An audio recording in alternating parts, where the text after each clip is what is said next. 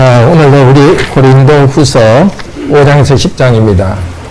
자, 성경 고린도후서 5장 펴시고, 교재 펴시고, 계속해서 지도가 있지만 지도 한번 볼까요? 예. 자, 이게 1차 전도, 3차 전도 여행 때인데요. 사도 바울이 오른쪽에 전도 여행을 안디옥에서 시작했죠. 그래서 쭉 이제 옆으로 갑니다.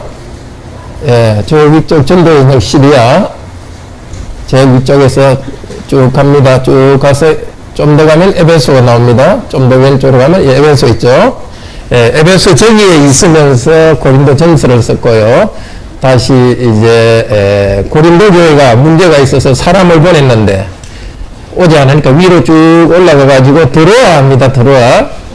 가기 전에 드로아에서 이제 있다가 드로아에서는 전도가 잘 됐는데도 이 자기가 고린도 교회에 보냈던 디도가 안 오니까 다급해가지고 배를 타고 빌립보로 갑니다.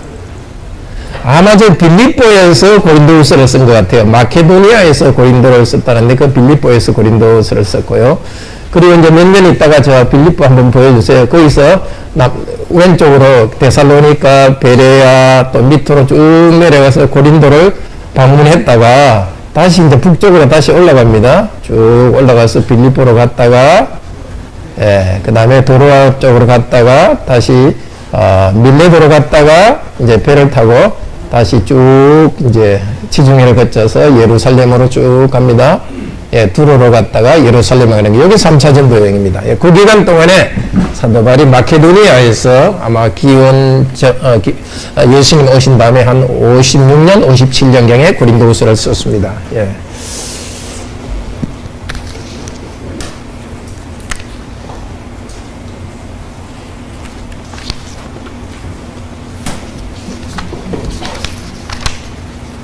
자, 고린도후서를 그러니까 그 힘든 가운데서 고린도후서가 쓰여졌고, 고린도후서는 세 가지로 이루어진다 그랬죠.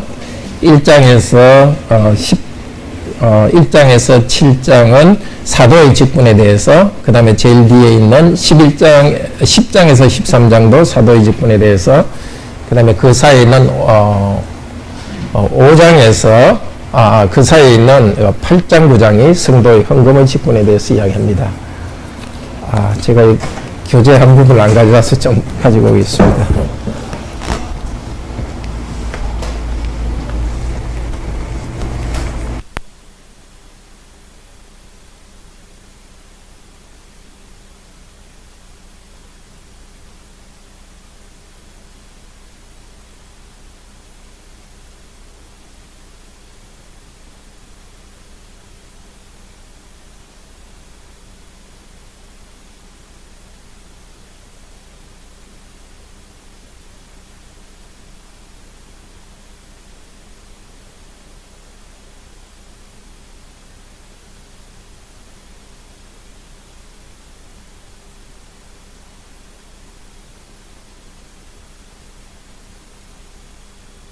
그래서 7장에서는 사도의 복음 전파의 관원에서 직분, 그리고 고난과 영광에 대해서 말합니다. 지난주에 1장에서 4장에서도 그 이야기를 했고, 오늘 계속해서 5, 6, 7장에서 그 이야기를 합니다. 5장에서는 내세에 주실 영생에 대한 관원의 소망 가운데 참으면서 직분을 다했습니다. 우리도 어떤 직분을 감당할 때는 내세에 대한 소망이 있을 때 직분을 감당할 수 있습니다. 자, 내세에 대한 소망이 지금 살아가는데 어떤 영향을 주는가? 5장 4절에 보면은 같이 한번 읽을까요? 이 장막에 있는 우리가 짐진 것 같이 탄식하는 것은 붓고자 함이 아니요 오직 덧입고자 함이니 죽을 것이 생명에게 상핑구가 되게 하려 함이라. 이 장막이란 것은 자기 몸을 말합니다. 이 몸 안에, 이 땅 살아가는 몸 안에 있으면서 탄식하며 살아갑니다. 탄식하며 살아가는데 이 땅에 고난이 있다는 것입니다. 이 붓고자 함이 아니에요. 이 세상 끝났으면 좋겠다. 붓고자 함이 아니고 오히려 죽을 것이 죽을 것이 생명에 삼킨 바 되게 하려 함이라. 이제 이 땅 위에 살아가는 우리에게 영생이 우리에게 올 것을 기도하면서 나아갑니다. 그 때문에 이제 이 땅의 삶이 영생으로 변할 것을 알고 확신하기 때문에 이 힘든 일을 견뎌낼 수 있습니다. 그래서 이 땅을 살아갈 때는 어떤 삶의 자세로 살아갑니까? 구절을 한번 봅시다. 그런즉 우리는 그하든지 같이 읽읍시다.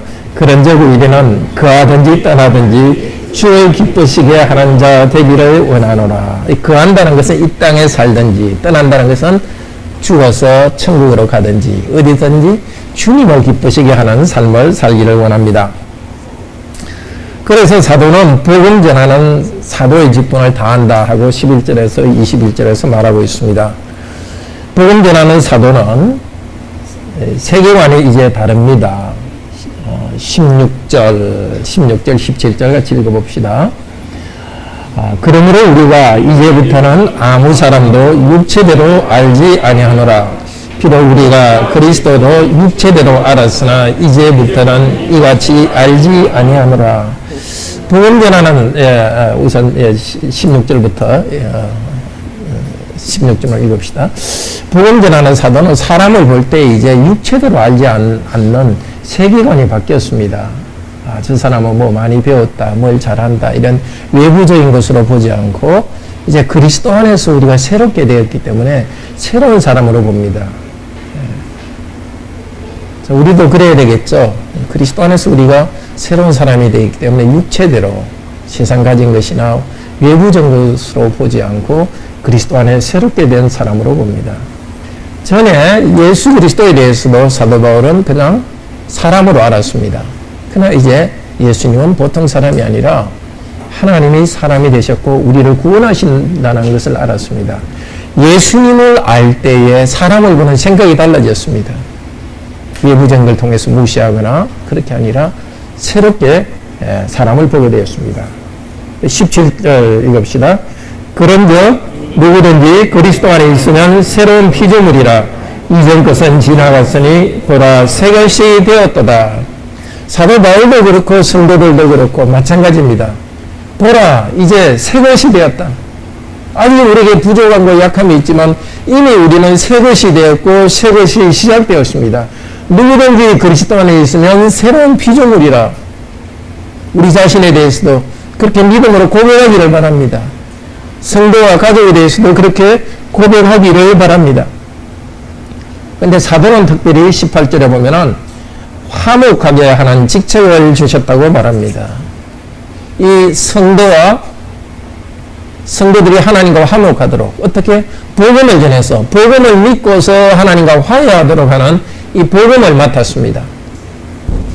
자, 우리들도 마찬가지입니다. 우리가 먼저 하나님을 믿고 살아갈 때는 다른 사람도 하나님과 화목하게 하도록 하는 직책을 우리도 같이 합니다.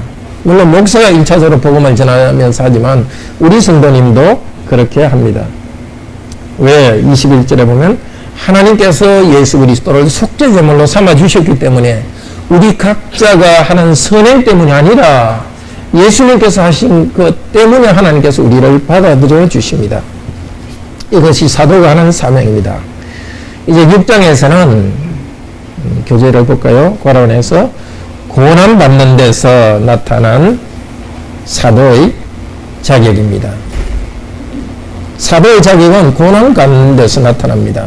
또한 성도들을 사도와 하나님과의 거룩한 교제로 초대합니다.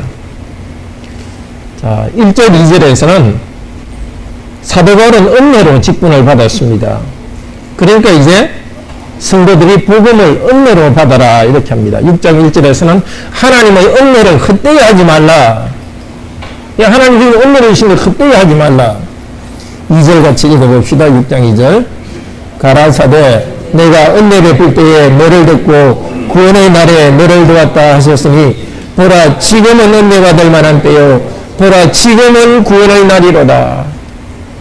자, 은혜 베풀 때 이 은혜 베푼다는 것은 이거 희년이란 뜻입니다. 다 사람들을 해방시키는 그날. 바로 지금이 은혜 베풀 때고 지금이 구원받을 때입니다.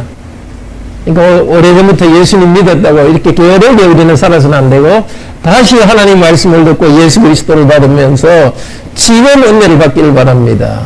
지금 바로 구원의 은혜, 내가 죄와 싸워서 이겨서 거룩하게 되는 그 구원의 은혜, 바로 지금 내가 이 어려움과 싸워서 이기는 그 구원의 은혜, 예수 그리스도의 이름을 부르면서 구원의 은혜를 받기를 바랍니다.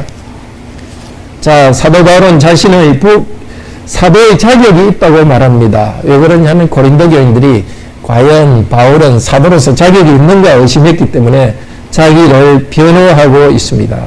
사도의 자격은 뭐냐? 십자가 복음을 전하면서 십자가의 고난 가운데서 살아가는 것이 사도의 자격입니다. 4절 볼까요? 같이 읽읍시다. 4절. 오직 모든 일에 하나님의 일꾼으로 자천하며 많이 견디는 것과 환난과 궁핍과 고난과, 자천한다는 것이 스스로 추천한다는 겁니다. 이 고린도 교인들이 사도 바울은 자격이 없다 그러니까 내가 지금 추천서를 쓰듯이 내 자신이 얼마나 자격이 있는지를 보여주겠습니다 하면서 하나님의 일꾼, 이 일꾼은 디아코노스예요. 디아코노스에서 집사로 말하는 디콘이 왔죠. 디아코노스는 원래 뭐 하는 사람이라고 그랬죠? 여기 청소년들이 앞에 다 없네요. 청소년 한 명이 뒤에 있구나. 디아코노스가 뭐죠? 직분은 옆에서 식탁 섬기는 종입니다. 요즘 저 웨이터입니다. 웨이터. 종으로서 웨이터하는. 그러니까 하나님의 식당에서 하나님 말씀을 전달하는 일꾼인데, 일꾼으로서 내가 확실히 일꾼한 증거는 많이 견디고, 그러니까 인내하고 환난과 궁핍과 고난을 참고 하는 것이 하나님의 직분자의 자격입니다. 지금도 마찬가지입니다. 내가 정말 하나님의 사명을 감당하고 있다는 증거가 무엇이죠? 사람들이 나를 존경하고 내가 많이 인정을 받는다. 그게 아닙니다. 많이 수고하고 종처럼 섬기고 있다는 그것을 위해서 내가 고생하더라도 계속 하고 있는 것이 직분자의 자격입니다. 근데 그렇게 살아갈 때 사도 바울은 10절 볼까요? 많이 고생하고 있지만은 10절 같이 읽읍시다. 근심하는 자 같으나 항상 기뻐하고 가난한 자 같으나 많은 사람을 부유하게 하고 아무것도 없는 자 같으나 모든 것을 가진 자도록. 근심이 실제 많았습니다. 고통이 많았습니다. 그렇지만은 하나님을 의뢰하고 기쁨이 있으니까 다른 사람에게 기쁨을 줍니다. 이거 잘 아셔야 됩니다. 우리는 내가 힘들면은 다른 사람의 기쁨을 못 줄 줄 알아요. 그렇지 않습니다. 힘들더라도 참고 섬기면은 다른 사람에게 기쁨이 흘러갑니다. 약사가 자기는 두통이 아주 많다고 칩시다. 그런데 누가 배탈이 나서 오면은 소화제를 주면은 그 사람이 낫습니까? 안 낫습니까? 소화제를 주면은 배 아프면 낫는 거죠. 약사장이는 머리가 아프더라도 그 소화제를 받은 사람은 배가 낫습니다. 마찬가지입니다. 우리의 고통 가운데 있더라도 하나님 말씀대로 살아가고 섬기면은 우리 주위의 사람들에게 기쁨을 줍니다. 그게 하나님의 사명이고, 무엇 때문에 또 기뻐합니까? 내가 사명으로 다른 사람을 섬겨서 기쁨을 준다는 그 사명 때문에 기뻐하는 겁니다. 실제 그냥 모든 게 좋아서 기뻐하는 게 아니라 내가 하나님이 시킨 훌륭한 일을 하고 있다는 것 때문에 기뻐합니다. 나는 가난한 자 같으나 부유하고, 실제 사도 바울은 가난하게 살아갔습니다. 그렇지만 다른 성도들 섬기면서 풍요롭게 살아가도록 했습니다. 이것이 직분자의 사명이고 복음 전하는 사회의 사명이고 우리 모두가 해야 될 사명입니다. 그리고 11절 12절에서는 사도 바울이 고린도 교인들에게 너희 좀 마음문을 열어라. 나는 여러분에게 마음문이 열리는데 여러분이 마음문이 닫혔다. 그러니까 고린도 교인들이 사도 바울을 비난하고 막 굉장히 거부하게 생각했어요. 그래서 사도 바울이 나는 그렇지 않습니다. 여러분 나에게 마음문을 여십시오 하고 말합니다. 그리고 나서 13절에서 7장 1절까지는 거룩하게 살아라는 복음을 전파하고 있습니다. 14절에서 같이 읽을까요?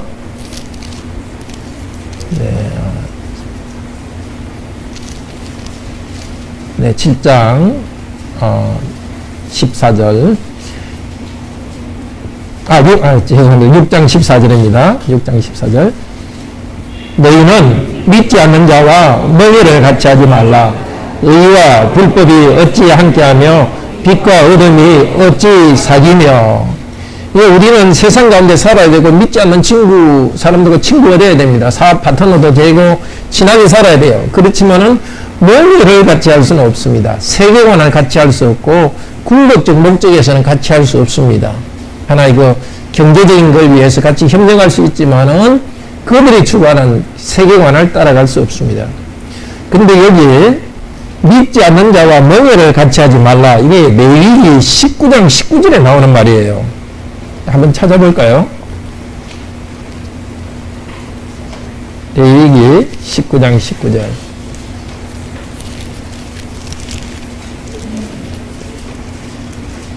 제가 가진 구약성경은 175페이지입니다. 175페이지.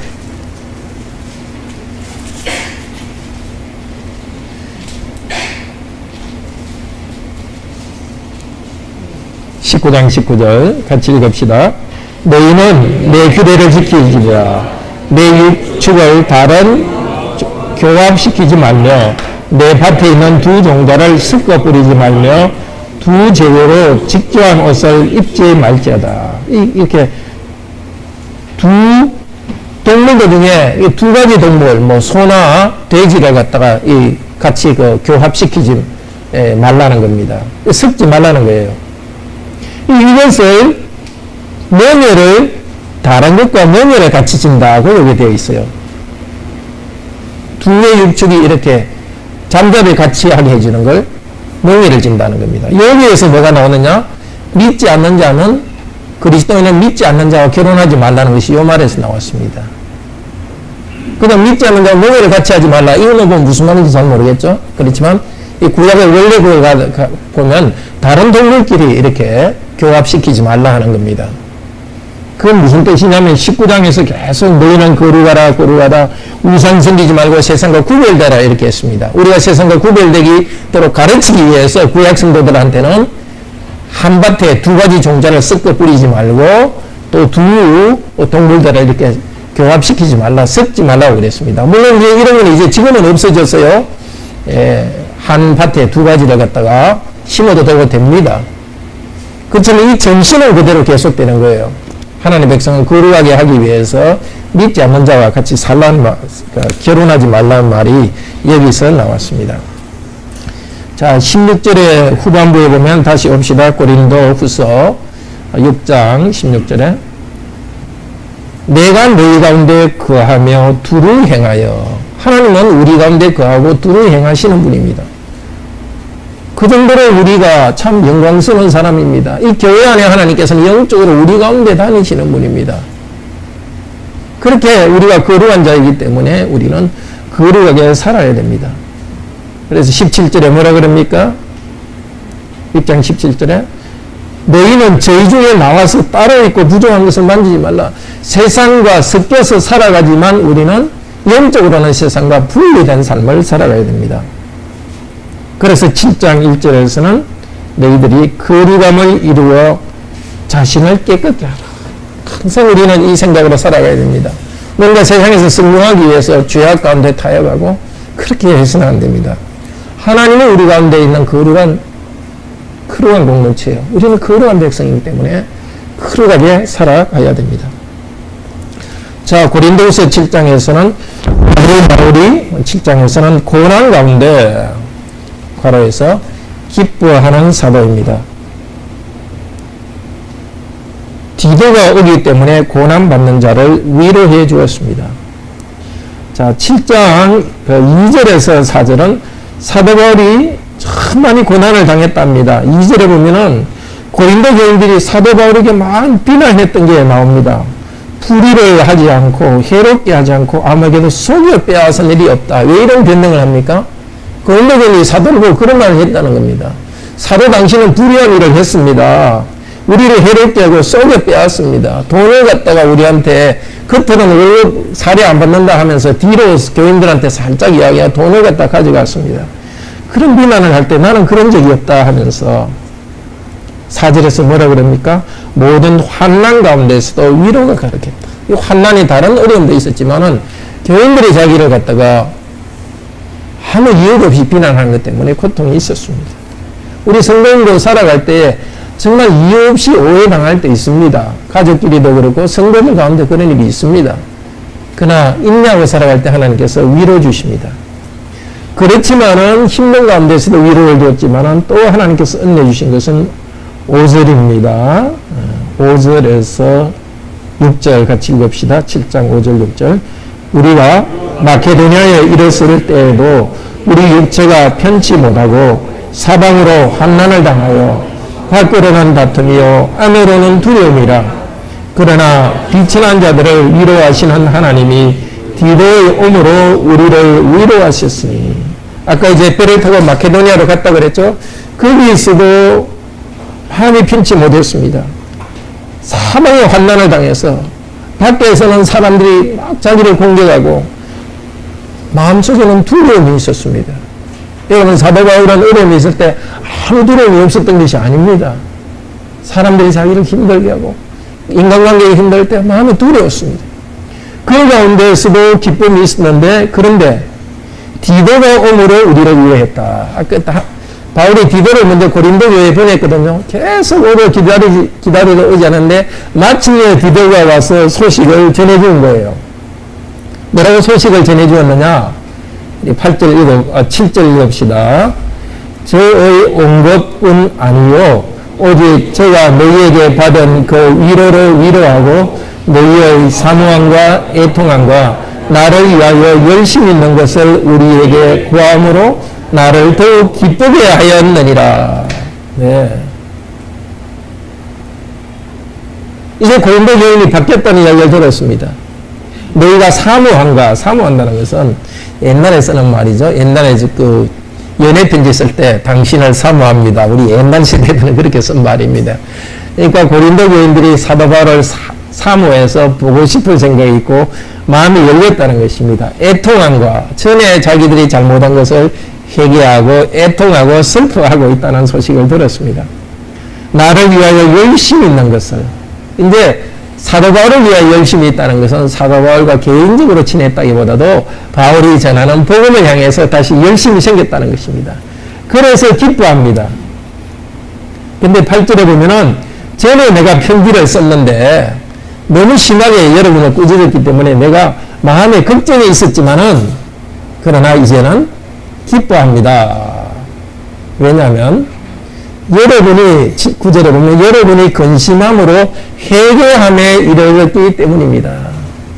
걱정, 이 사도 바울의 책망을 듣고 회개했기 때문입니다. 그래서 10절은 우리 같이 한번 읽어봅시다. 하나님의 뜻대로 하는 근심은 후회할 것이 없는 구원에 이르게 하는 회개를 이루는 것이요 세상 근심은 사망을 이루는 것이니라. 자, 우리 근심의 두 종류가 있습니다. 하나님 뜻대로 하는 근심이 있습니다. 어떤 근심?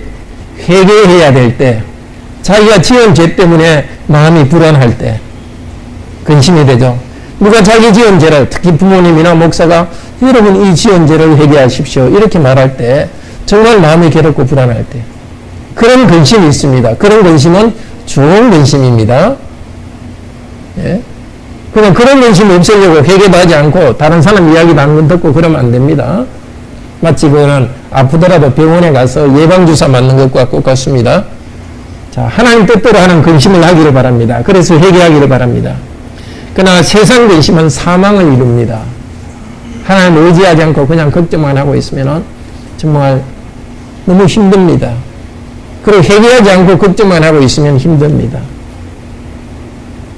자, 이 고린도 교인이 변했다는 것 때문에 참으로 기뻐합니다. 그리고 15절 같이 읽어봅시다. 15절 제가 너희 모든 사람들이 두려워하고 떨므로 자기를 영접하여 순종한 것을 생각하고 너희를 향하여 그의 심정이 더욱 깊었으니.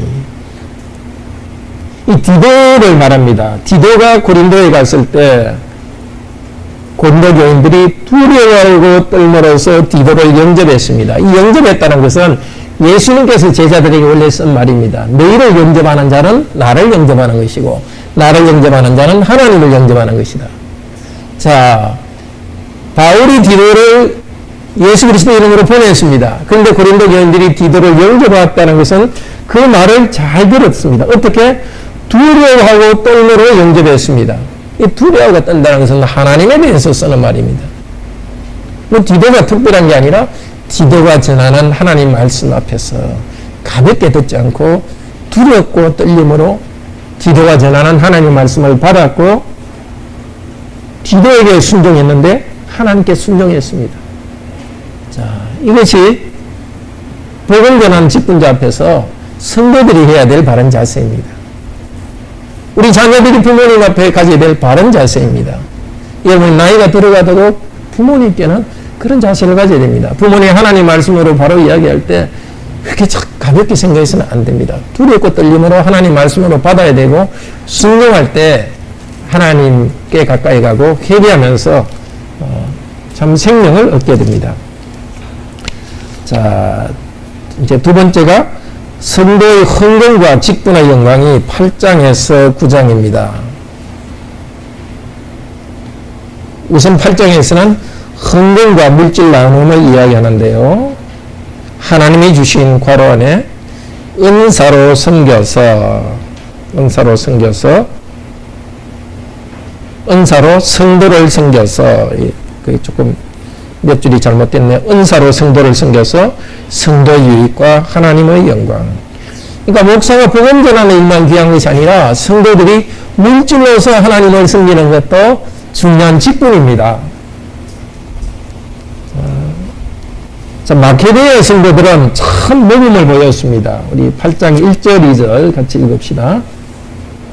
형제들아, 하나님께서 마케도니아 교회들에게 주신 은혜를 우리가 너희에게 알게 하노니 환난과 많은 시련 가운데서 저희 넘치는 기쁨과 극한 가난이 저희로 풍성한 연보를 넘치도록 하게 하였느니라. 이 사도 바울이 이제 그리스 북쪽 마케도니아에 있는데 아마 빌립보에 있었던 것 같아요. 그 교회들에 하나님이 크신 은혜를 줬는데 어떤 은혜? 많은 환난을 당했고 또 극심한 가난이 있었습니다. 그러나 그 가운데도 큰 기쁨을 주셨습니다. 그게 하나님 은혜입니다. 우리가 환난이 있고 경제적으로 힘들 수 있지만 그 가운데서도 하나님과 함께하는 기쁨이 하나님께 주시는 그 큰 은혜가 있습니다. 그 기쁨이 있으니까 자기가 풍성한 연보를 넘치게 했다. 이 연보는 원래 후하다는 뜻입니다. 여기 연보는 후함이 있었다. 예루살렘 교회가 아주 가난하고 힘들었습니다. 그래서 사도 바울은 지금 3차 전도 여행하면서 교회 곳곳에서 예루살렘 교회에 갈 구제 헌금을 모으고 있습니다. 마케도니아 지역은 참 가난한 지역인데도 기쁜 가운데 헌금을 했습니다. 그리고 3절에서는 자원하여 했다. 힘에 지나치도록. 지금도 마찬가지입니다. 헌금은 기쁜 가운데 하는 것이고 뭔가 다른 사람 눈치 보고 뭐 얼마 이상 우리에게는 헌금해야지 이런 식으로 해서 하는 게 아니라 하나님과의 관계 속에서 기쁨으로 자원해서 드리는 것입니다.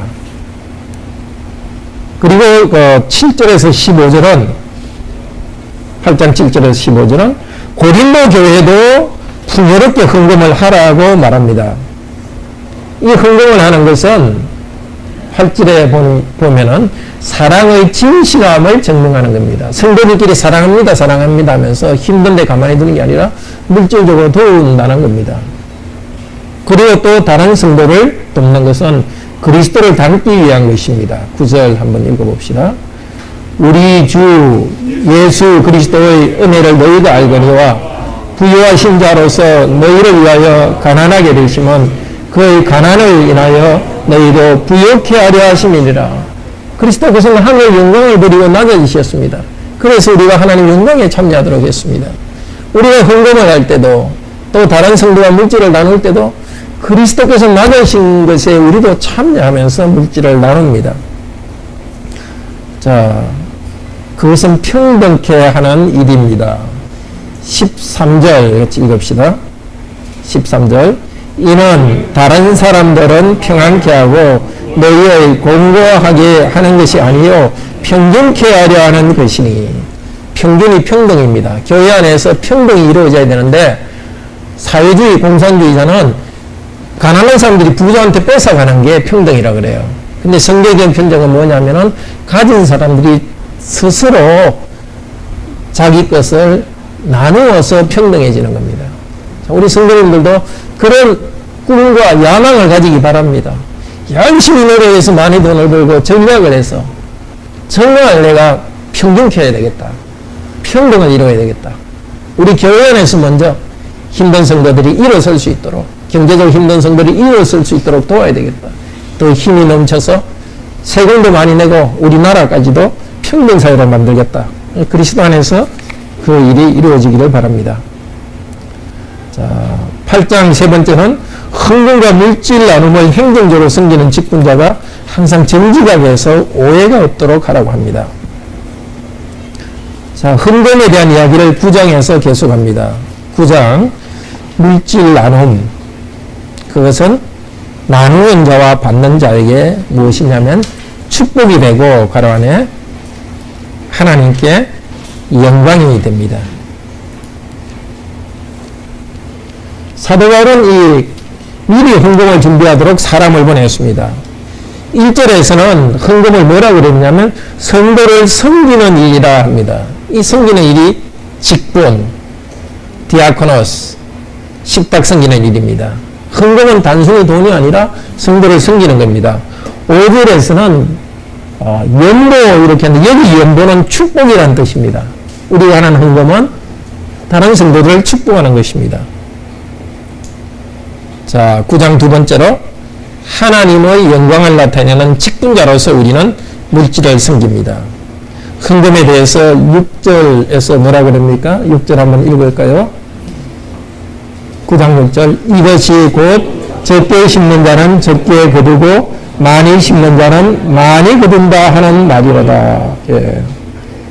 헌금을 많이 하고 다른 성도를 섬기는 것은 많이 심는 겁니다. 예. 어쨌든 우리들이 목표가 많이 심도록 합시다. 인색하지 말고.